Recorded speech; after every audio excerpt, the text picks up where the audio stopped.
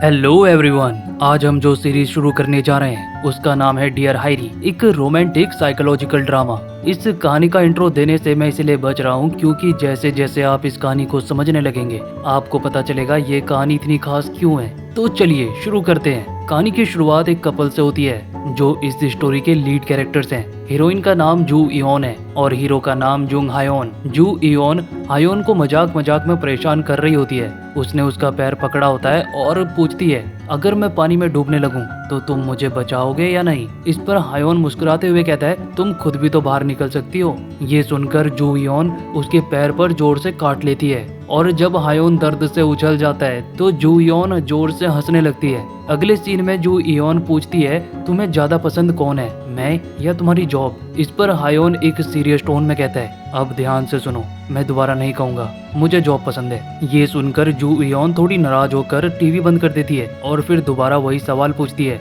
ये दोनों इसी तरह हंसी मजाक करते रहते हैं अपनी बेहतरीन लम्हों में खोए हुए। एक दिन जू इयोन अपनी मस्ती भरी अदा में पूछती है, तुम्हें ये वैक्यूम ज्यादा पसंद है या फिर मैं। जू इयोन जानबूझकर ऐसे सवाल पूछती है क्योंकि वो चाहती है हायोन उसकी तारीफ करता रहे। दोनों का प्रोफेशन सेम होता है, दोनों न्यूज एंकर्स होते हैं, पर अब तक इनमें से कोई भी फेमस नहीं होता। फिर भी ये दोनों एक दूसरे से बेपनाह प्यार करते हैं, अपनी छोटी छोटी बातों में खुशी ढूंढते रहते हैं। और अब सीन शिफ्ट होता है, कुछ साल बीत जाते हैं। जू इयोन अपने ऑफिस में अपने टीम लीडर किम से गुस्से में कह रही होती है, मैंने इस कंपनी के लिए सबसे ज्यादा काम किया है, यहाँ सबसे मेहनती मैं हूँ और अब तुम चाहते हो कि 4 बजे का शो भी मैं ही करूँ।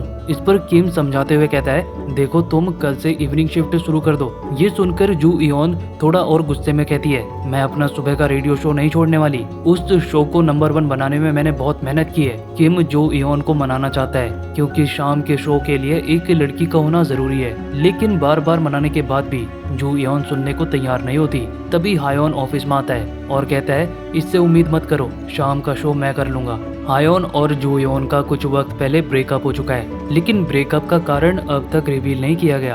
अब हायोन काफी फेमस हो चुका है। हायोन की बात सुनकर किम थोड़ा हैरान होकर कहता है, ये काम तुम कैसे कर सकते हो, शाम का शो में एंकर को बाहर की दुनिया में भी जाना होता है और तुम्हें देखकर तो तुम्हारे फैंस पीछे पड़ जाएंगे, मैं तुम्हें ये काम करने नहीं दे सकता। जू इयोन गुस्से से उठती है और कहती है, तुम भेदभाव कर रहे हो। इस पर किम उसे समझाने की कोशिश करता है, लेकिन हायोन ये सब देखकर कहता है, इसे समझाना मुश्किल है। फिर वो कहता है, शाम का शो मैं कर लूंगा और बिना किसी बात का जवाब दिए वहाँ से चला जाता है। जू इयोन अपनी बेइज्जती के कारण गुस्से से लाल हो जाती है। सबके जाने के बाद किम अपने गुस्से को छुपा नहीं पाता और जोर से चिल्लाता है, तुम्हें यहाँ के स्टाफ तक अच्छे से नहीं जानते। और दूसरी तरफ पूरा शहर हायोन को पहचानता है, अब तुम ही जाकर उसे मनाओगी। जू इयोन हायोन के पास जाती है और उसे गुस्से में पूछती है, शाम के शो के लिए तुम क्यों तैयार हो गए, कहीं ऐसा तो नहीं कि तुम मुझे अब भी प्यार करते हो। इस पर हायोन ठंडे लहजे में कहता है, मैंने ये इसीलिए किया क्योंकि ये जरूरी था। जू इयोन हायोन को उल्टा सीधा बोलती है और उसकी बातों से तंग आकर हायोन कहता है, क्या अब तुम्हारा मन भर गया।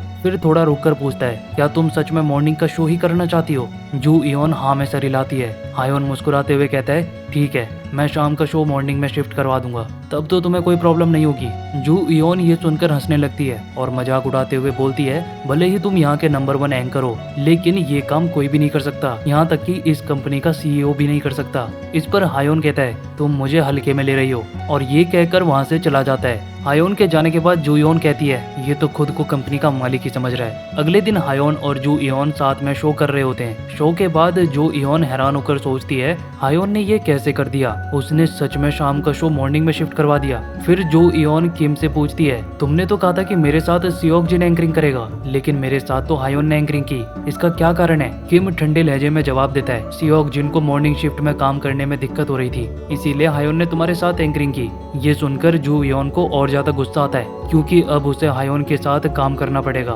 गुस्से से भरी हुई जू इयोन अपने दोस्त मून जी के पास जाकर ये सब बात बताने लगती है। मून जी जो उसी कंपनी में काम करता है और जू इयोन को पसंद भी करता है, मुस्कुराते हुए कहता है, तुम हायोन के बारे में इतना मत सोचो, वो एक स्टार है, सभी लोग उसे बहुत पसंद करते हैं। ये सुनकर जू इयोन तो और भी गुस्से में आ जाती है और कहती है, अब मैं उससे अपना बदला लूंगी। मैंने एक आर्टिकल में पढ़ा था, अपने एक्स से बदला लेने के लिए सबसे बेहतरीन तरीका है कि उनके सामने हॉट बनकर जाओ और फिर उन्हें अपने पास आने का मौका भी मत दो। अगले दिन जू इयोन पूरी तैयारी के साथ ऑफिस आती है, बिल्कुल सज धज कर। उसे देखकर सभी स्टाफ बातें करने लगते हैं आज जू योन कुछ अलग ही लग रही है। शो शुरू होता है और न्यूज पढ़ते वक्त हायोन जानबूझकर जू योन की लाइन बोल देता है। गुस्से से जू योन अपना नुकीला हील हायोन के पैर पर रख देती है, जिससे उसे काफी दर्द होता है। शो खत्म होने के बाद जू योन गुस्से में हायोन से पूछती है, तुमने मेरी लाइन क्यों बोली? जू योन हायोन पर भड़क जाती है, लेकिन हायोन बिना कुछ बोले वहाँ से चला जाता है। तभी वहाँ जियोन आता है हाथ में एक कपड़ा लेकर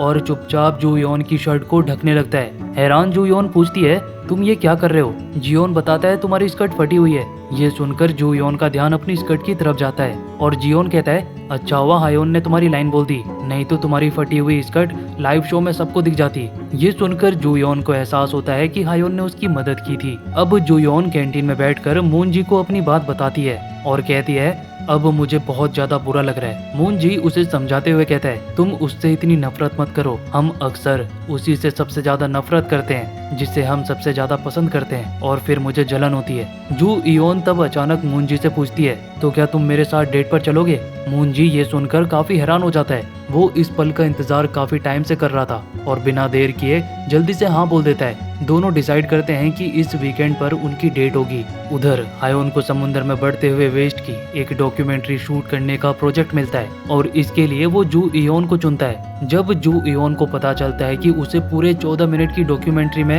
एंकरिंग करने का मौका मिलेगा तो वो आसानी से मान जाती है। लेकिन इस वीकेंड तो उसे मून जी के साथ डेट पर जाना था, पर जू योन के लिए ये बहुत बड़ा मौका है, इसीलिए वो मून जी के पास जाकर डेट कैंसिल करने के लिए बोलती है। मून जी कहता है, हमने पहले ही डिसाइड किया था कि डेट कैंसिल नहीं होगी। अब दोनों काफी उलझन में पड़ जाते हैं। तब मून जी कहता है, क्यों ना मैं भी तुम्हारे साथ चलूं, हमारी डेट भी वहीं हो जाएगी। ये सब कहकर मून जी वहाँ से चला जाता है। आगे हमें जू योन को समुद्र के किनारे दिखाया जाता है, जो वहाँ पर डॉक्यूमेंट्री की शूटिंग कर रही होती है। वो वहाँ पर फैले हुए कूड़े को एक बड़ा खतरा बताती है। उसकी टीम के साथ मून जी भी वहाँ पर मौजूद होता है। बारिश होने की वजह से समुद्र की लहरें काफी तेज हो रही हैं और जू योन को बोलते हुए देखकर मून जी उसके ऊपर हंसने लगता है। शूटिंग के दौरान जू योन पानी में गिर जाती है, जिसे देखकर मून जी अपनी हंसी रोक नहीं पाता। जू योन की तबीयत कुछ ज्यादा ही खराब लग रही होती है, लेकिन फिर भी वो अपनी शूटिंग कंटिन्यू करती है। शूटिंग खत्म होने के बाद भी मून जी की हंसी नहीं रुक रही। वो जू योन को दवाई देता है ताकि उसे ठंड न लग जाए। जू योन थोड़ा गुस्से में कहती है, तुम मुझ पर हंस रहे थे। मून जी मुस्कुराते हुए बोलता है, पता नहीं क्यों उस वक्त मैं अपनी हंसी रोक ही नहीं पाया। जू योन दवाई लेती है और फिर दोनों वहाँ से निकल जाते हैं। मून जी उसे घर तक छोड़ने जाता है और जब वो जू योन के घर के पास पहुँचते हैं तो मून जी भी कार से उतरकर उसके साथ जाने लगता है। रास्ते में मून जी पूछता है, तुम मुझे क्या बताने वाली थी? जू योन थोड़ा रुक कर कहती है, इस बारे में हम कल बात करेंगे। लेकिन मून जी के बार बार पूछने पर जू योन कहती है, मुझे आज भी हायोन से नफरत है। वो दिन जब हम साथ में थे, मैंने हायोन से शादी के लिए पूछा, लेकिन उसने मुझे मना कर दिया। मैंने बहुत कोशिश की, लेकिन कोई फायदा नहीं हुआ। उसके बाद मैं बिल्कुल टूट गई और मुझे उससे नफरत होने लगी। ये सब सुनकर मून जी उसे तसल्ली देता है, इस सब में तुम्हारी कोई गलती नहीं है। फिर मून जी एकदम से जू योन को प्रपोज कर देता है। जू योन हैरान होकर कहती है, मैं उम्र में तुमसे बहुत बड़ी हूँ। मून जी बिना झिझक के जवाब देता है, मुझे इस बात से कोई फर्क नहीं पड़ता। ये कहकर वो जू योन को अपने करीब खींचता है और उसे किस कर देता है, जिसके बाद सीन शिफ्ट होता है और हम जू योन को एक अजीब हालात में देखते हैं। उसके साथ एक औरत होती है जो उसे जू हायरी के नाम से बुलाती है। वो जू हायरी से पूछती है, क्या तुम फिर से कोई सपना देख रही थी? तो क्या ये सब जू हायरी का एक सपना था? आगे हम देखते हैं कि जू हायरी डॉक्टर से बात कर रही होती है और वो कहती है, मैंने अपने सपने में खुद को देखा। मैं एक एंकर बनी हुई थी, मेरा बॉयफ्रेंड से ब्रेकअप हो गया था और मैंने एक आदमी को किस भी किया। डॉक्टर इस बात पर गौर करती है और पूछती है, क्या कोई और वजह है जिससे तुम इतनी थकी हुई लग रही हो? जू हायरी थोड़ा सोचती है और कहती है, मेरी जिंदगी काफी बोरिंग है। यहीं पर हमें पता चलता है कि जू हायरी को अपने पास्ट के बारे में कुछ भी याद नहीं होता, जैसे उसकी याददाश्त चली गई हो।